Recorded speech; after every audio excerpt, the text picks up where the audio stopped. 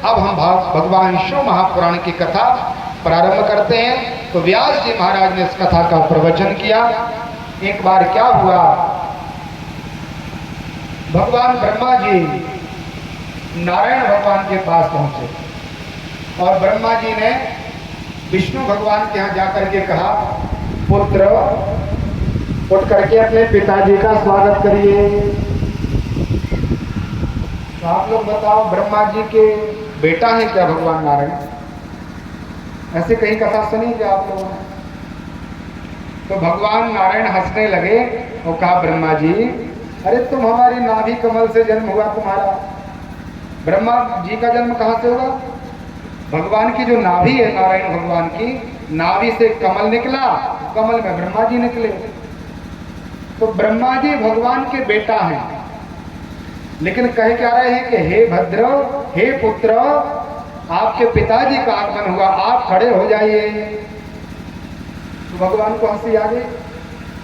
तो परमात्मा ने कहा, ब्रह्मा अरे तुम मेरे बेटे हो और इस प्रकार से तुम्हें पिता का अनादर नहीं करना चाहिए, तो मुझे प्रणाम करो। तो इन दोनों में थोड़ा सा वाद विवाद सा हुआ। भगवान नारायण ने कहा कि चलो ठीक है, हम मान लेंगे कि तुम हमारे पिताजी हो, लेकिन प्रमाण तो देना पड़ेगा कि कब आपका उधर से या आपकी पत्नी के गर्भ से हमारा जन्म हुआ, कुछ तो बताना पड़ेगा भाई, तिथि बता दो। तो ब्रह्मा जी बता नहीं पाए। तो दोनों में थोड़ी सी वाद विवाद सा होगा। देवताओं में कभी कोई विवाद नहीं होता, आप लोग बहुत सावधानी से सुनना। यदि ये लोग लीला न करें तो हमें कहने सुनने के लिए क्या मिलेगा? भगवान की कथा का जन्म कहाँ से होगा? इसलिए ये सब देवता लीला करके हमारे ऊपर कृपा करने के लिए नाटक करते हैं। अब दोनों में थोड़ा सा युद्ध सा होने लग गया और युद्ध होते होते युद्ध इतना बढ़ गया कि अनेक प्रकार के दिव्यास्त्र चलाना प्रारंभ किया। बड़े बड़े अस्त्र चलाए महाराज। एक तरफ से ब्रह्मा जी अस्त्र चला रहे, दूसरी तरफ से भगवान नारायण ने अस्त्र चलाया है। और अस्त्रावलियों का वहां पर बहुत बड़ा वह प्रभाव देख करके भगवान शिव ने विचार किया, यदि ब्रह्मा जी और भगवान नारायण ऐसा युद्ध करेंगे तो पृथ्वी समाप्त हो जाएगी, त्रिभुवन चला जाएगा और बिना प्रलय के समय में प्रलय हो जाएगा। तो उन दोनों देवताओं के बीच में अग्नि स्तंभ के रूप में भगवान प्रकट हो गए। बोलिए लिंगराज भगवान की जय हो। इस ब्रह्मा जी की सृष्टि के पहले से आज तक का सबसे पहला शिवलिंग है ये। और वह शिवलिंग अग्नि के स्तंभ के रूप में, अग्नि की ज्वाला जैसा शिव जी का वह वेश भगवान नारायण और ब्रह्मा जी के बीच में प्रकट हो गया। बोले अरुणेश्वर भगवान की जय हो।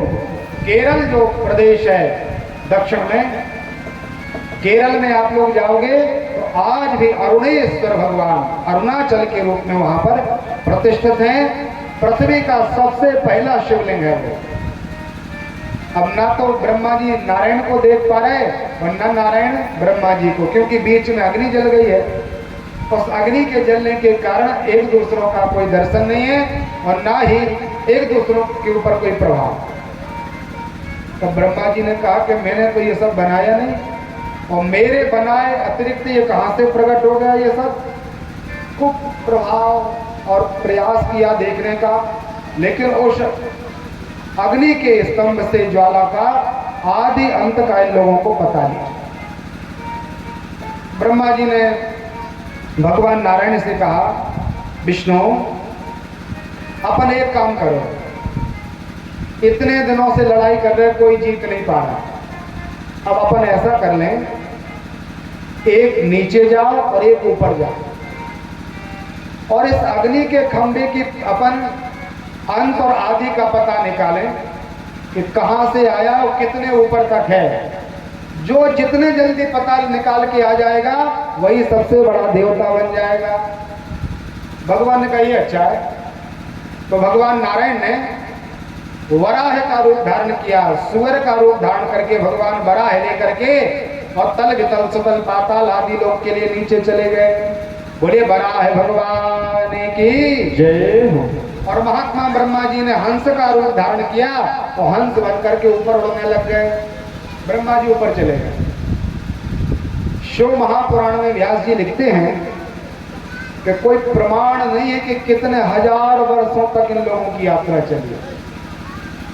भगवान नारायण लाखों वर्षों तक नीचे गए और ब्रह्मा जी करोड़ों वर्षों तक ऊपर गए, लेकिन भगवान का जो शिवलिंग है अरुणाचलेश्वर भगवान शिव, उनके आदि मध्य का कोई पता नहीं। अब ब्रह्मा जी को लगा के देखो, यहां पर हम एक चालाकी जरूर कर सकते हैं। कई लोग खूब चालाक होते हैं। ब्रह्मा जी ऊपर चलते चलते चलते थक गए तो लगा कि हम झूठ बोल देंगे कि हम देखा। किसको पता है कि देखा कि नहीं देखा? हम झूठ बोल देंगे, लेकिन गवाही तो देखो।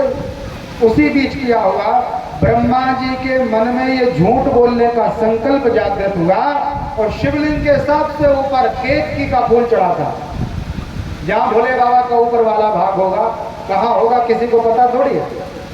और भोले बाबा के सिर पर बैठे हुए उस केतकी के पुष्प ने, और भगवान शिव ने विचार किया कि देखो, वो माला पहनने के लिए, बड़े देवता बनने के लिए व्यक्ति क्या क्या नहीं कर लेता। तो ब्रह्मा जी के अंदर पाप का प्रकट हुआ, पाप का भाव आया।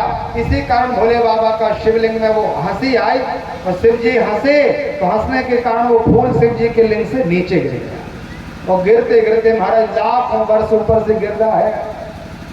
और जो गिरते गिरते ब्रह्मा जी के पास आया तो ब्रह्मा जी के कमंडल पर अटक गया। ब्रह्मा जी कमंडल लेकर घूमते हैं। केतकी के फूल ने विचार के ये अच्छा हुआ, कम से कम ब्रह्मा जी मिल गए, नहीं तो पता नहीं कितने वर्षों तक गिरते ही रहना था। ब्रह्मा जी ने कहा, भैया कहाँ से आ रहे हो? तो फूल ने कहा कि हम तो शिवलिंग के शिखर भाग से आ रहे हैं, हम भगवान के लिंग पर चढ़े थे, लेकिन एक कौतुक हो गया। बताया नहीं कि ब्रह्मा जी ने ऐसा है। उस कौतुक के कारण भगवान शिव को हंसी आई और हम उनके शिवलिंग के ऊपर वाले भाग से गिर गए। आप मिल गए महाराज। बोले भैया बहुत अच्छा होगा, हम किसी न किसी की खोज में ही थे और तुम आ गए, हमारा काम बन जाएगा। कैसा काम? तो ब्रह्मा जी ने बताया कि देखो, हमारी और विष्णु जी की शर्त लगी है। ऊपर नीचे गए थे हम लोग और विष्णु जी लौट आए कि नहीं लौटे नहीं पता, लेकिन हम लौटना चाहते हैं और हम झूठ बोल करके उनको बताना चाहते हैं कि हमने भगवान शिवलिंग का सबसे ऊपर वाला भाग देख लिया। और यदि वो कहें कि साक्षी कौन है, गवाह तो होना चाहिए। बिना गवाह के न्यायालय में कोई निर्णय नहीं होता। आप कितनी भी अपने तरफ से अपनी अपनी बातें रखो, गवाह झूठा भी हो, गवाह तीसरा व्यक्ति बन करके बोल दे तो निर्णय हो जाता है, जजमेंट हो जाता है। तो ऐसा करो भैया, हम तुम्हें खूब पुजवाएंगे। पहले देवता हम बन जाएंगे और दूसरे देवता तुम्हें बना देंगे। यदि कोई पूछे तो कह देना कि हाँ मैंने देखा है, ब्रह्मा जी ने सबसे ऊपर जाकर के शिवलिंग का अर्चन कर लिए, इन्होंने पूजन कर चुके हैं। तो इन दोनों में ऐसी बात बन गई और मंत्र ना करके ये दौड़ करके आए। यहाँ तो भगवान नारायण पहले से विराजमान है, निरंतर भगवान का स्मरण कर रहे हैं। नारायण भगवान ने जो देखा, अरे ब्रह्मा जी तो खूब प्रसन्नता से चले आ रहे हैं। जब कोई सफलता मिल जाए तो अपने चेहरे का स्वरूप बदल जाता है और अपना काम ना बने तो मुंह लटक जाता है। ब्रह्मा जी की प्रसन्नता को देख करके भगवान नारायण ने विचार किया, लगता है इनका काम बन गया। बोले भगवान, आप क्या शिवलिंग को सबसे अग्र ऊपर तक देख के आए हैं क्या? आदि देख लिया क्या भगवान का? बोले बिल्कुल देख लिया नारायण, मैं देख के ही नहीं, सबसे ऊपर भगवान शिवलिंग का पूजन करके भी आया। तो भगवान ने कहा, महाराज और भी कोई था क्या देखने सुनने वाला?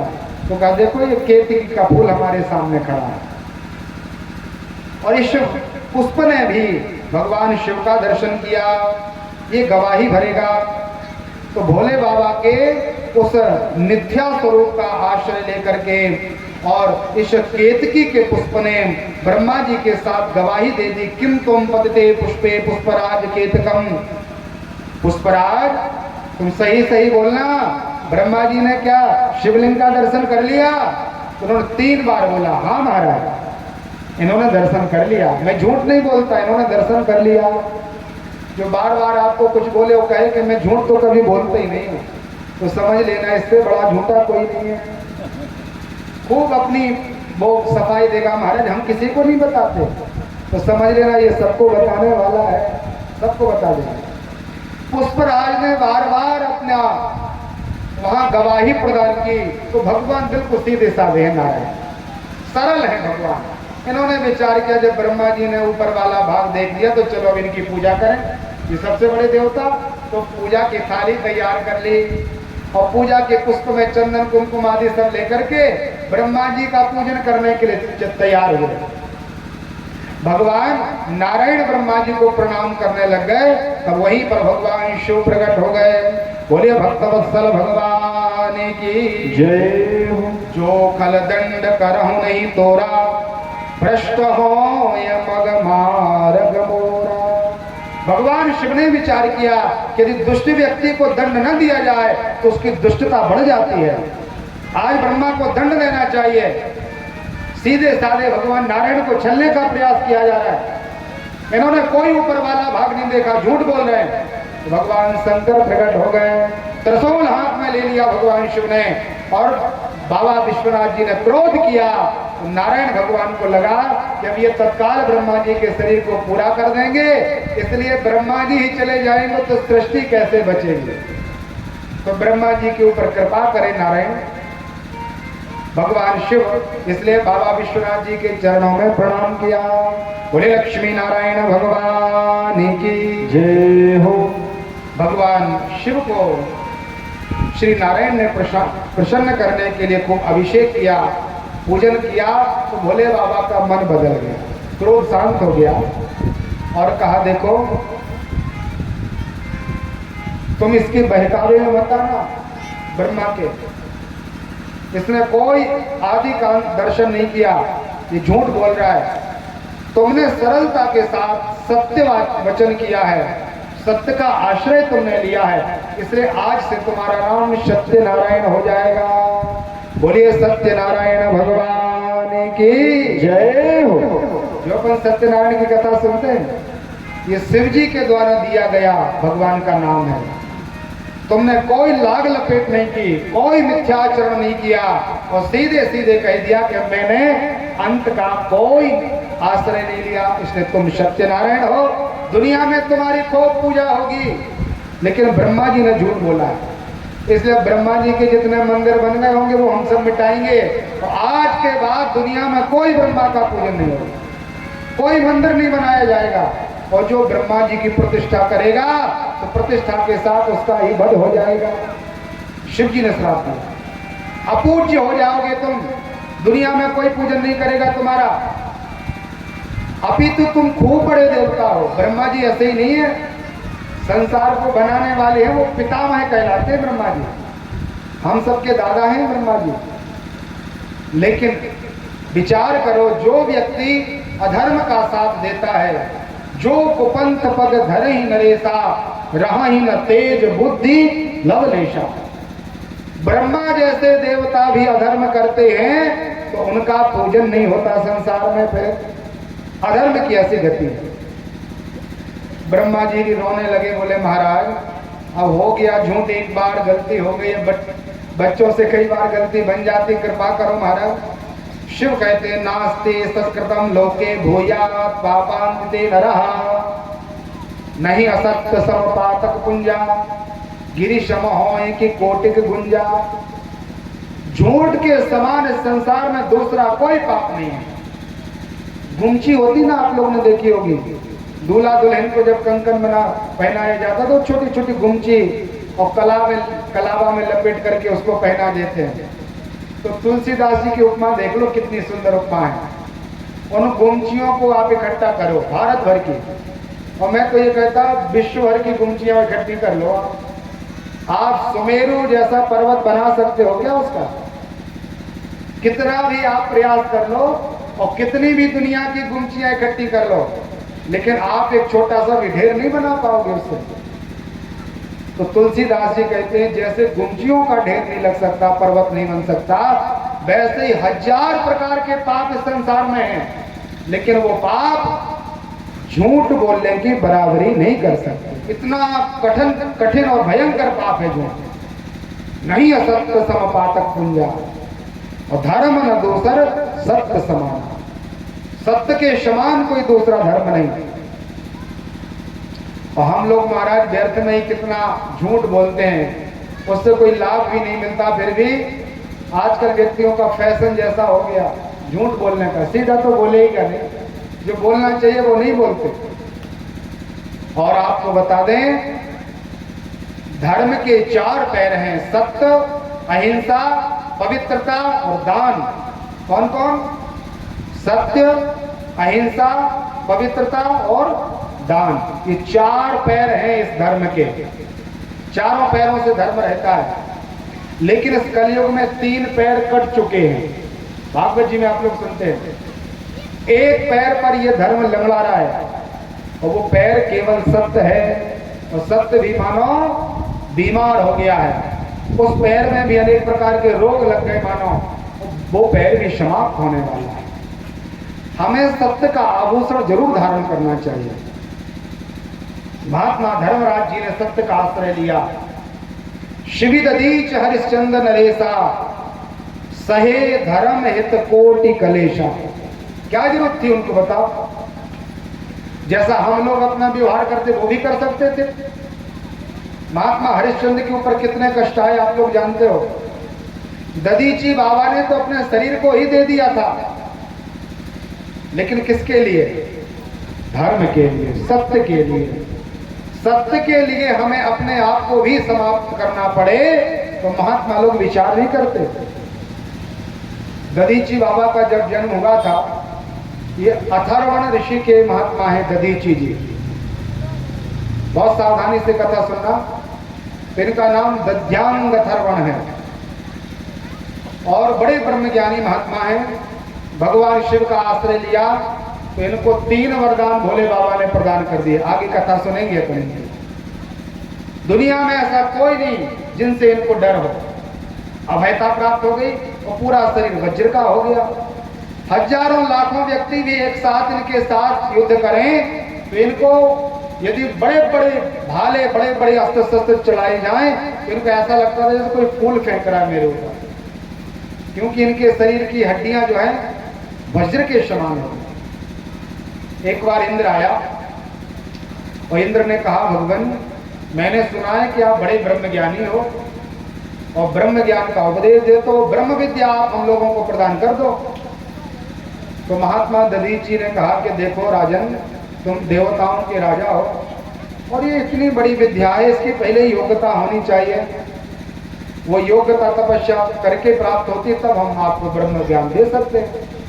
इंद्र ने कहा, महाराज वो सब तो हमें ज्ञान खूब प्राप्त है, लेकिन आप तो हमें ब्रह्म विद्या दीजिए। तो महात्मा ने ब्रह्म विद्या जो है प्रदान की। वो कहा, देखो राजन, जो सुख एक सुअर को है, बहुत सावधानी से कथा सुनना, इंद्र को उपदेश दे रहे हैं महात्मा दधीची जी।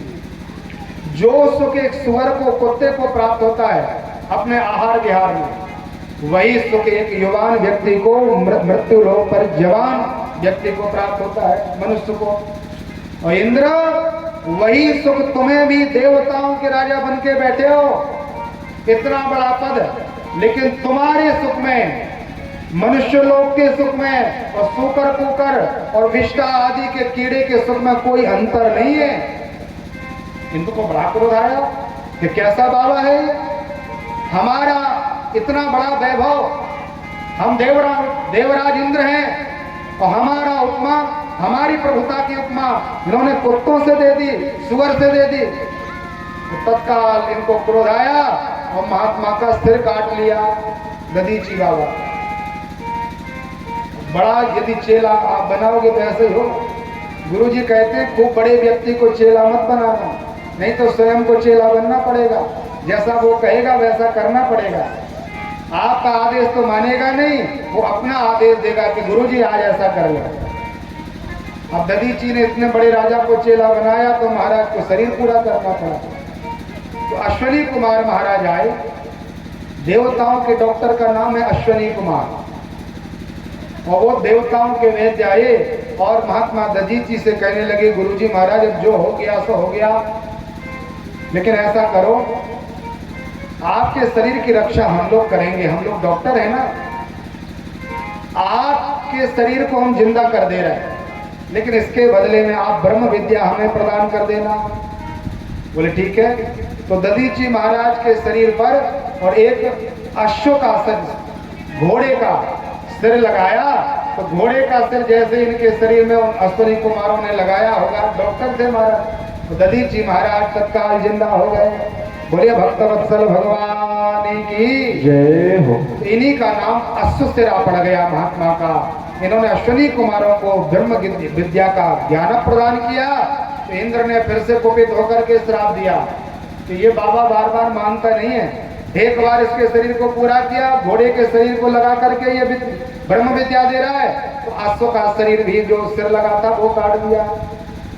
तो महात्मा अश्वनी कुमारों ने क्या किया, घोड़े के उस सिर को घोड़े के शरीर में लगाया और महात्मा दधीची का सिर दधीची के सिर पर लगाया, शरीर में लगाया।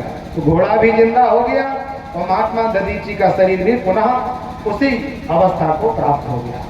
आगे चल करके जब बड़ा भारी युद्ध हुआ वृत्तासुर के साथ, तो महात्मा इंद्र ने उन्हीं महात्मा के चरणों में प्रणाम किया जिनको 2 बार मार चुके हैं। और संत का स्वरूप देख लो, दधीची चाहते तो मना कर देते, क्यों देना, लेकिन मैं आपको निवेदन कर रहा था कि धर्म के लिए, सत्य के लिए और इस सनातन धर्म की रक्षा के लिए जिस दुष्ट दुराचारी इंद्र ने महात्मा दधीची के 2 बार शरीर का वध किया, उनसे कहा बेटा यदि धर्म के लिए तुम आए हो तब हम अपना शरीर भी देने के लिए तैयार हैं।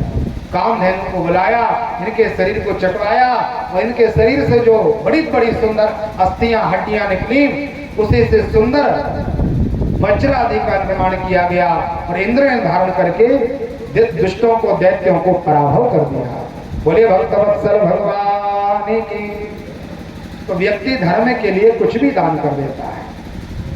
शिवी दधीच हरिश्चंद्र नरेशा सहे धर्म हेत कोटि कलेसा। लेकिन ब्रह्मा जी तुमने झूठ बोला है, तुम्हें दंड मिलेगा। तो भोले बाबा ने इनकी पूजा पत्री सब बंद करवा दी, मंदिर अंदर सब समाप्त हो गए।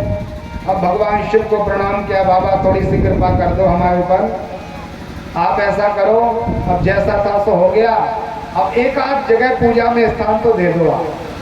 तो भगवान शिव ने कहा पुष्कर पवित्र क्षेत्र में जाकर के आप पूजोगे। आप लोग राजस्थान जाओगे तो पुष्कर नाम का जो तीर्थ है वो ब्रह्मा जी का इकलौता एक स्थान है। वहाँ ब्रह्मा जी का मंदिर भी है और ब्रह्मा जी विराजते हैं।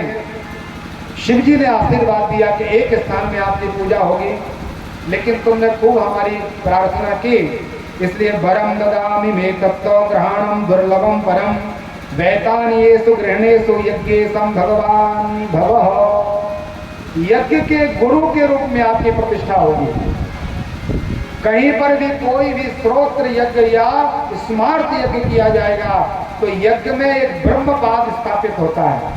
ब्रह्मा जी का स्थान बनाया जाता है। पंडित जी लोग दक्षिण में एक दोना रखवा देते, आप लोगों ने देखा होगा। उस दोने में चावल भर देते, एक सुपारी रख देते हैं। वो क्या है? ब्रह्मा जी है।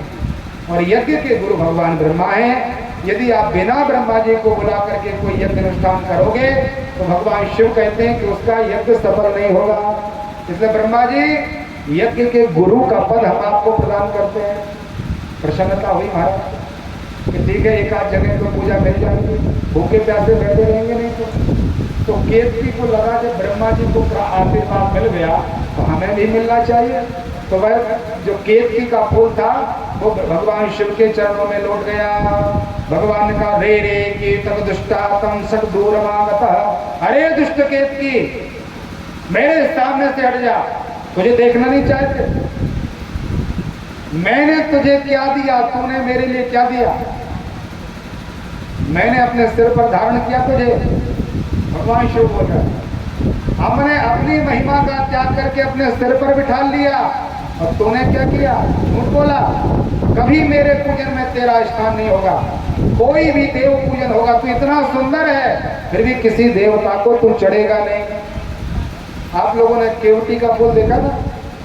वो पीला पीला लाल लाल, उसके ऊपर बिंदी बिंदी सी बनी रहती, लंबा लंबा सा रहता है, कितना सुंदर लगता है। लेकिन पहले वो बहुत पूजन में योग्य और ग्राह्य पुष्प था। झूठ बोलने के कारण भगवान ने श्राप दे दिया कि अब तुझे कहीं पर नहीं चढ़ाया जाएगा। तो हम कहीं नहीं चढ़ाते उसको, उतना सुंदर है लेकिन कहीं पर वो चढ़ाया नहीं जाता। केतकी ने भी भगवान के चरणों में प्रणतिपात किया तो भोले बाबा प्रसन्न हो गए। बोले देखो जब तुम इतनी प्रार्थना करते हो तो ऐसा करो, अब जब हमारा कहीं मंडल आदि बनेगा, हमारे ऊपर मंत्रों द्वारा तो नहीं चढ़ाए जाओगे, लेकिन कहीं मंडप बनाया जाएगा तो साज सज्जा में तुम्हारी उस भाव को स्वीकार किया जाएगा। तो बंधनवारा बनाना है या किसी मंडप में डालना है या किसी दरवाजे पर लगाना है, तो ऐसी सुंदरता के रूप में तो तुम्हारा भाव स्वीकार हो जाएगा, लेकिन कभी किसी देव पूजन में तुम्हारा अधिकार प्राप्त नहीं होगा। इस प्रकार से भगवान ने उन दोनों को आशीर्वाद दिया और दोनों को श्राप भी दिया। और जिस क्षण जिस मुहूर्त में वो अरुणाचलेश्वर भगवान शिवलिंग प्रकट हुए थे, वह आद्रा नाम का नक्षत्र था, मार्गशीर्ष का पवित्र महीना था, आद्रा नक्षत्र था। और उस पवित्र समय में भगवान शिवलिंग का निर्माण हुआ। तो भोले बाबा ने कहा आद्रायाम मार्गशीर्षे तो या पश्चेत माशुताम मद भक्ति लिंग बापनोति ना जायते गर्भ योनिनः। बहुत सावधानी से सुने, मार्गशीर्ष महीना मतलब अगन, कातक के बाद जो महीना आता है अगन, प्रत्येक महीने में एक बार आर्द्रा नक्षत्र आता है। और आर्द्रा नाम का नक्षत्र जब अगन के महीना में हो, पंडित जी से पूछ लेना आप लोग, जब आए उस दिन जो व्यक्ति थोड़ा सा भी शिव पूजन कर लेता है, शिव जी को प्रणाम कर लेता है, एक लोटा जल चढ़ा देता है, एक बिल्वपत्र भोले बाबा को अर्पित कर देता है, भगवान की स्तुतियों के द्वारा भगवान को प्रसन्न करता है, एक दिन के पूजन से लिखा है जन्म नहीं होता दोबारा इस संसार में, हमारा परम प्रयाण हो जाता है, हमें मोक्ष मिल जाता है। इतनी बड़ी महिमा है, क्योंकि उसी दिन सबसे पहला शिवलिंग इस संसार में आया था। तो आप लोग याद रखना, अगन के महीने का आर्द्रा नक्षत्र भोले बाबा ने उस समय को सिद्ध कर दिया। वो सब देवता आकर के शिवलिंग का पूजन करने लग गए। पूजन करते करते कितना पूजन चला, अगन के महीना पूरा महीना चला, फिर पूरा पूष का महीना पूजन चला, फिर पूरा माघ के महीना पूजन चला, फिर चलते चलते आधा फाल्गुन का माह होने लग गया और चतुर्दशी आई। चतुर्दशी मतलब महाशिवरात्रि का समय आया। उस दिन से लेकर के निरंतर शिवलिंग का पूजन शिवरात्रि पर्यंत किया और रात्रि में भी पूजन किया। उस दिन उस शिवलिंग के पूजन की और विधि का उद्यापन किया गया। जैसे आप लोग सोमवार आदि का उद्यापन करते हो, तो भोले बाबा ने दोनों तिथियों को सिद्ध कर दिया, एक शिवरात्रि को और दूसरा आर्द्रा नाम के उस पवित्र पर्व को। भोले बाबा ने कहा जो इस दिन आज रात्रि के दिन उपवास रखें, 4 पहर की पूजा करें, हमारा नाम जपें नमः शिवाय और अभिषेक करें, तो उनकी सभी कामनाओं को हम पूरा कर देंगे। बोलिए भक्तवत्सल भगवान की जय, शिवरात्रि महापर्व की जय, अरुणाचलेश्वर महादेव की जय, शिव महापुराण की जय, नमः पार्वती पतये हर हर महादेव। आइए आज शिव महापुराण की कथा को यहीं पर भगवान शिव के पाद पद्मों में अर्पित करते हुए प्रभु को प्रणाम करेंगे और कल जो भी सुनाएंगे भगवान, हम सब बैठ करके उसका आश्रय लेंगे। हरि शरणं हरि शरणं हरि शरणं हरि शरणं हरि शरणं